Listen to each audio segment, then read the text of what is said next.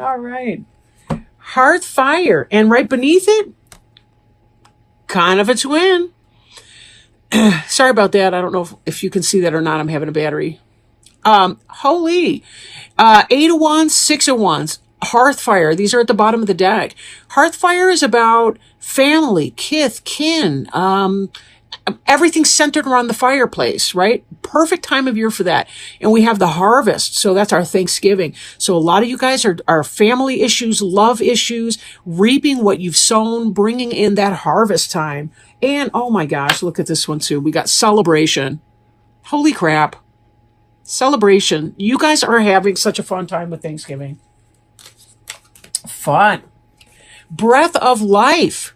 This is a new idea, a new thought, a new communication coming in. Something is moving. Something's coming in fast for you. And I have a feeling that you're going to like it because our next card here, we've got fulfillment.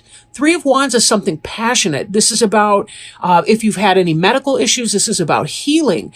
If you have launched a project, this is about something coming in. Your ships are coming in. They're on the way. This is about all kinds of wonderful things. 3 is such a solid foundational number, right? There's a lot of cards in here that indicate that some of you single cancers may be experiencing a relationship that's been coming up. We'll have to see kind of how that plays out, right? We do have coming up here the Hermit card. That's not necessarily a bad thing, though. With the winter, that's kind of the way that it goes. And this card has associations with the Feast of St. Stephen, who's in December. So this card is about going within. It's about taking time to yourself, wisdom, studying, learning things, following your own path and being alone, being single until you absolutely meet the person that you don't want to be single anymore for. But this is all about new beginnings. Right? Figuring out who you are and where you want to go. Like, let's look at this next. The 2 of Cups attraction. It could be that that's what's breathing some new life into you. There's an attraction that you're having for somebody else. And 2 of Cups is a great harbinger, whatever. But it's a love. It's about you fill up your cup. Somebody fills up their cup. Both of you filling up each other's cup. This is soulmate attraction, right? Romance. Passionate, loving romance. Beautiful card. I want to point out as well the Page of Cups that we have coming in. Kingfisher, this is about new offer of love, and it ties right back with our 2 of Cups and our passion in the Ace of Arrows, our new communication coming in. Both the Page of Cups and the Ace of Arrows are communication coming in. This is a tangible offer of something. This Kingfisher's offering love. And the legend of the Kingfisher is about someone who loved his woman so much that he did not want to let her go, even though there was parental pressure to avoid that. But this attraction here, the soulmate relationship, happy, joy in love, lots of joy in love. This Sun, wish fulfillment. Happiest card in the deck. Bright, sunshine, manifestation, birth of something new, lots of energy, masculine energy. In fact, we've got this King of Wands here, and King of Wands, adder. This is another good symbol of healing, although this can be something of a dominant struggle, but this is about a fire sign like an Aries, Leo, or Sagittarius coming in. We see double with the Leo because the Sun card is the planetary ruler. The Sun is the planetary ruler of Leo. And then our 3 of Wands card with the fulfillment. And again, we got the double caduceus. So people with healing issues, you're going to be feeling so much better. Try not to overstuff though with the bird. But this energy here, again, we've got this powerful fire energy coming in. This is passion. This is hot sex. I am envious. Okay. I may or may not be kidding. I'm going to let you fill in that blank. Then we have the waters of life represented by our Ace of Cups. So we have the 2 of Cups, attraction. We've got the Ace of Cups and the waters of life. Ace of Cups is filling your own cup up first and then allowing it to overflow and to spill over and benefit someone else. These guys are filling up each other's cup, but they're filling up each other, their self first. It's always necessary for the healthiest relationships to be sure that you're taking care of numero uno, right? Numero uno. Ace of Cups is about the beginning of a new love coming in. This also ties in with the Page of Cups. So if you have been wanting a new romantic relationship, this is the reading you've been waiting for. Even Nine of Arrows here. We've got the dedication card. Nine of Arrows, air sign. This is someone playing playing the bow and arrow like a musical instrument. This is about dedicating yourself to a higher purpose. Now, we saw this attraction energy and this getting together with your King of Wands. Doesn't have to literally be a fire sign, but it's somebody operating in that energy. Lots of joy, lots of love, satisfaction, fulfillment, what you've been wanting coming in. Even though we do see the Hermit card and the waters of life, which could be about self-care and self-love coming in, and dedication, making sure that it's what you want. I think some of you, in spite of your excitement about this person, may be very careful to go slow. Make sure that it's actually what you want and that you're not losing yourself in the we of it all. And that's a very, very important, very smart thing to be. But basically, and we can tie this all back here. We've got this energy of home and hearth fire. For those of you that may be finding new love, you've already got family. You have family, you have a feast coming, and you've got a celebration of that. And you are putting your family and yourself first, and this new relationship may have to, not that you don't care, but to the contrary, but it does mean that you're not willing to forego your family festivals and your family relationships just because somebody new is coming in. You are putting yourself and your family first. And this indicates the learning of a karmic lesson. The learning of a karmic lesson, self-care, self-love, putting yourself first, and knowing that the right one for you, the right people for you, friends, the right lover for you, those individuals are going to be happy that you're putting yourself first because they're going to want you to be happy and fulfilled entirely. And they're not going to want the stress of having to complete 100% of your self-satisfaction. It's an impossible task to do. The healthiest relationships are when two individuals come together as individuals to share and to walk alongside one another in that journey, going in a common direction. But if you don't know where you want to go, that's what happens. We get codependent with people. We get off of our own path.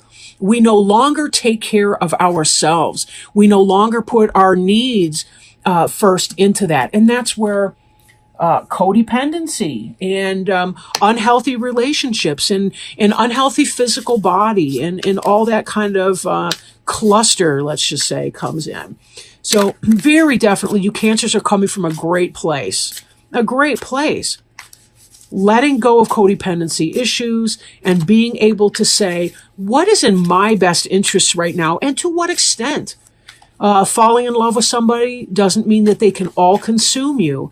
It simply means that you're allowing someone to share in parts of your life to the extent that you feel comfortable, going slow, pacing yourself, and not forgetting that you were born to this earth for a higher purpose, and that relationship is not why you were born, but yet it's something that can give your life added benefit and comfort even as you are doing what it actually was that you were here, to be the best accountant that you can be, to be the best spiritual healer or advisor that you can be, to be the best therapist you can be, or to be the best mom that you can be, or whatever your life goal or your purpose for being was. So I am shuffling right now our Animal Wise Tarot, and I would like to, we had a roller, so I'm going to put that back because I'm not feeling it right now. Because unfortunately, I'm having like 2 or 3 or 4 cards pop out at a time. So let me keep going. But I'm working right now, shuffling the Animal Wise Tarot. It's a nice supplement. I do apologize if earlier in the tape there was or the recording, there was a glitch. I had a low battery queue.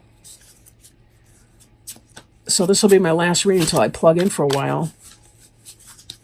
So I'm going to, I was going to say, man, I'm going to have to cut these cards. All right, so this is the Animal Tarot deck.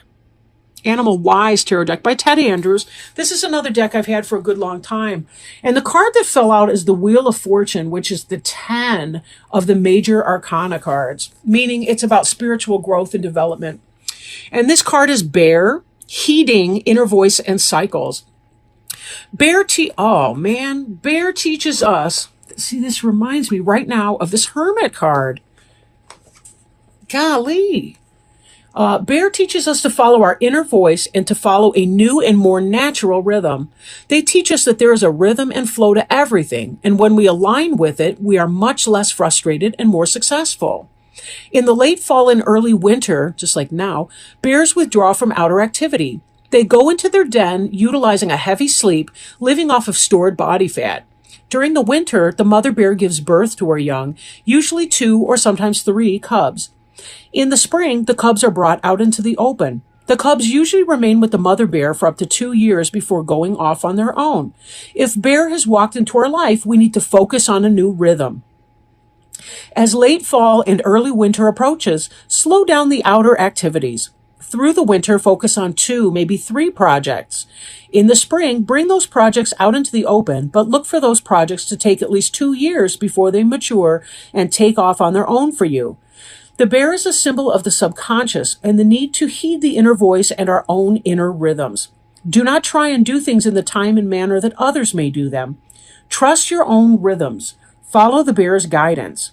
Bears teach us, through the example of giving birth in the den in the winter, to go within ourselves and awaken the potentials sleeping there. They remind us to bring what we awaken into the outer world. They teach us that a new cycle is at play within our life. For the greatest success, we must adapt to that new cycle. The wheels are turning anew for us. It is time to change our patterns. All bears have a fondness for honey, a symbol of the natural sweetness of life. When bear wanders in, it is a reminder that our innate potentials are awakening, but only by bringing them out and expressing them in a new rhythm will we taste the honey of life. Questions to ask. Is your judgment off? This is if you're feeling like you're not quite walking in bear energy right now. Questions to ask. Is your judgment off? Are you not heeding your own instincts? Are you not recognizing what is beneficial within your life, taking time to enjoy the honey? Are you being too critical, or are others around you being so? Such great lessons of wisdom from Bear. This hermit tells us, just like the bear, we're going in during this Feast of St. Stephen this December to kind of figure out what it is that we want to give birth to in the coming months. The waters of life is very much about something that we love, that we feel spiritually connected to, a new project, a new goal, a new vision for the next 2 years of our life, and dedicating ourselves to that purpose. What is it that you want to do when you don't worry about bills? That's about taking this type of energy and figuring out what exactly that's going to be for you, because there's real joy and real happiness in that. You could be the sunshine in other people's lives, depending on connecting with whatever that service is, that product, that good, whatever that type of work that you are doing. One of the best things we can do for ourselves is to identify what our spiritual purpose is, to find a work that makes us feel joyful and happy in doing it. That's when we know that we're resonating with our true purpose in our best self. That is how we can shed some light into the darkness and discover what it is that we really, really want to be doing, what resonates for us. So bear that in mind. Oh my gosh, I didn't mean to pun on the word bear, but here it is, bear with this in mind. And you may find yourself having an amazing spring and summer coming up because you have a renewed vision for what you need to do. Even if you already love what you're doing, this could be about the time of taking it to the next level, identifying the steps, identifying the things that you want to do to be able to take it to that next level. Well, with that, I will stop. I don't want to... I think that's plenty at this point for this reading. It felt really, really good, like it was resonating in here from a spiritual source level. And I hope that you feel the same way about that. I hope that this helps to bring some enlightenment, some wisdom for you